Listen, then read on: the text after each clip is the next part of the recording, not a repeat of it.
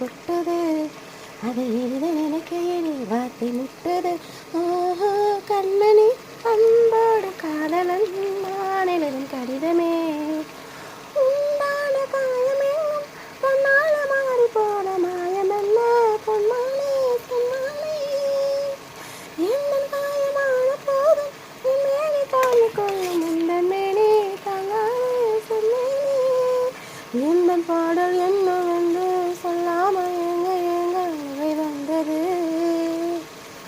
எந்தன் சோகம் உன்னை தாக்கும் என்றென்றும் போது வந்த அழுகை நின்றது.